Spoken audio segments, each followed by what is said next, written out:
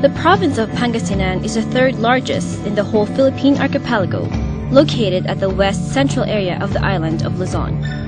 It is blessed with a panorama of natural and cultural attractions, boasting stretches of white sand beaches, cascading waterfalls, caves, and various historical sites. 75% of existing major tourist destinations are located in OPAL member localities.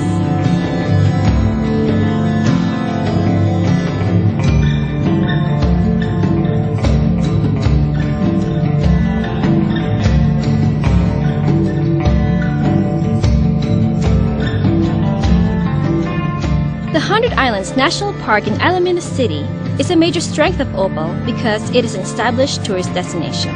Tourism sites in other OPAL areas can use this as a springboard to gain popularity and attract visitors. Alaminos is the home of the world-famous 100 Islands National Park. The very first marine park in the Republic of the Philippines, and we are now directly managing it, and we're happy with the fact that the number of tourists coming to the 100 Islands have increased in the last 5 years. Well, in the experience of Alaminos today, the tourism industry is contributing a lot in terms of direct income to the city government. And for the first time, it is contributing directly in terms of income. Last year, I think we were able to generate at least 8 million pesos from out of the ticket sales just to go and see the 100 Islands National Park. The 100 Islands is not enough, and there are many other beautiful destinations within the OPAL district.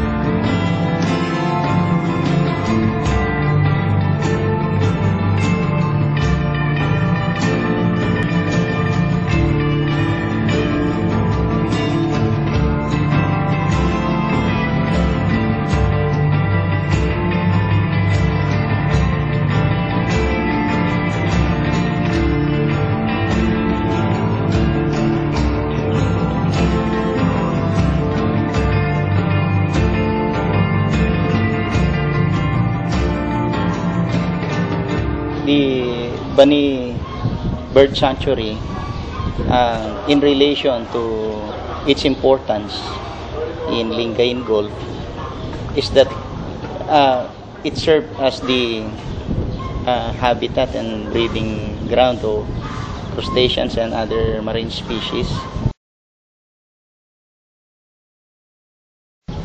because it was located at the mouth of two big rivers, the Alaminos River and the Great Bani River, and because the mangrove was developed and the program was started as early as 1980s.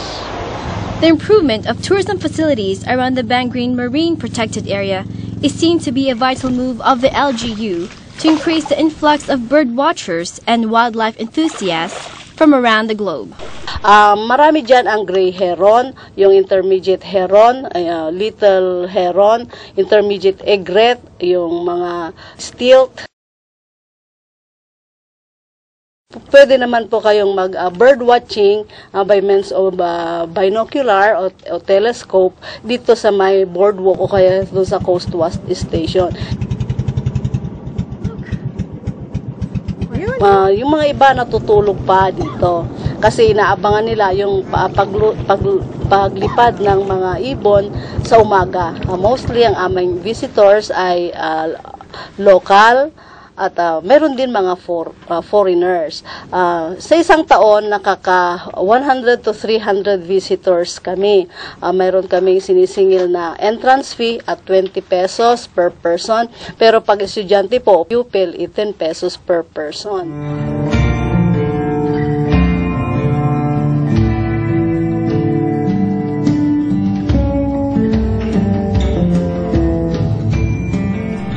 Nag-umpisa to ng 1990s nung 1 hectare na lang ang natira sa mangrove namin. Ang DNR nagbigay sa amin ng fund, grant, para mai-rehabilitate itong aming mangrove forest. Nung nag-mayor na si Mayor Marcelo Navarro Sr., siya yung nag-develop nito. Nakita nga niya, wala nang natira. Tapos, environmentalist siya kasi. Mayroon kaming Bangrin Marine Protected Area plan. Included doon sa plan is ecotourism. Yun nga yung pag-develop nitong boardwalk, yung mga facilities such as yung procurement of appreciation boats, yung construction of paddle boats, nakapaloob lahat doon.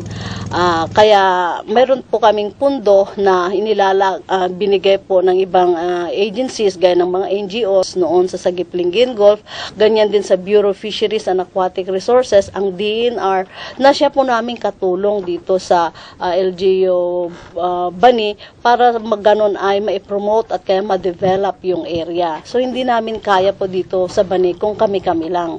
Nangangailangan po kami ng NGO, nangangailangan kami ng mga national government agencies, private sectors din, POs, na talagang collaboration effort ito. The fisherfolks associations are also active in the management of the mangroves. Ang major ko dito kasi ako yung head ng bantay dagat sa aming pagbabantay dito na sa protected area. Hindi lang sa protected area kundi rin sa aming kailugan. Dito sa Tambak Bay sa Masaripe rin. Kung paano namin masuportahan yung mga nag-illegal na gumagawa ng hindi matama sa paghuli at paglalambat, lalo na sa mga fine misnit na ginagamit nila at lalo na yung mga hindi lisensyado na misnit na ginagamit sa paghuli. Both men and women participate in the various conservation and tourist hosting activities. Kasali din sila ito nagtatanim, pero pag gumagawa kami sa boardwalk, hindi sila kasali kasi hindi naman naaangkop sila sa ganitong gawain, lalo na doon sa teaching doon sa Heron Boulevard at sa Kawaldak. Itong pagtatanim, pagpupunla, yun, kasali sila ng mga PO. Kung meron kami naman na mga babae kasali, pero pag meron kaming nagawa na bisita kami dito, may catering kami, babae ang nauna, wala naman kami, out naman kami doon na lalaki. Kasi ito ay very young na ecotourism facility area, kaya pwede pang i-improve itong boardwalking kung saan dapat dito ay concrete na yung boardwalk, no? Yung pavilion namin o kaya coast watch namin ay nasira noong bagyong Emong, that is at year 2009, ay pwedeng i-renovate pa yun para maka-attract ng tourist. Dapat ipinta mo na rin yung Coast Watch Station na iyan. At saka more flyers, ganon, more IEC materials to be distributed to visitors para ganon ay maka-attract ng mga turista pang pupunta dito. The nets and fences need regular maintenance, especially because Bani is at high risk to typhoons. More tour guiding modules will prepare the community members of possible livelihood. The number of boats coming in and out of the protected area should be regulated to avoid putting the birds and marine life at risk.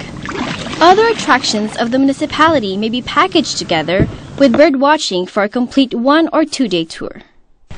Pero ang isang nakikita po naming mga oportunidad ng private sector dun sa pagpunta po ron ay pag-asikaso po ng mga tour packages at saka yung mga additional services na pwede pong i-offer sa mga turista na ngayon po ay hindi pa nangyayari po sa amin.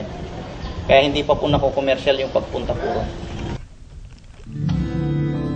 Malugod po namin kayong inaanyayahan dito sa aming bayan ng Bani, Pangasinan upang makita po ninyo ang kagandahan ng lugar po namin. Maraming salamat po. Iniimbitahan ko kayo dito sa Bangrin Marine Protected Area, one of the bird watching sites sa Pilipinas. Makikita nyo po rito ang 10 mangrove species tsaka 53 species of birds na mai-enjoy nyo pagka kayo ay pumasok sa loob ng aming forest. To all of you tourists who happens to come to the Philippines for other areas, we invite you here at Bangrin Marine Protected Area here in Bani. It is 270 kilometers away from Manila, a 6-hour ride, and from the town of Bani up to here it is 45 minutes transportation using land transportation and motorboats. So we can accompany you to the place. We have tour guides here in the place. We are offering also lodging in the area, but it's limited up to 5 person only, where you can pay 100 pesos to the people's organization manning the area.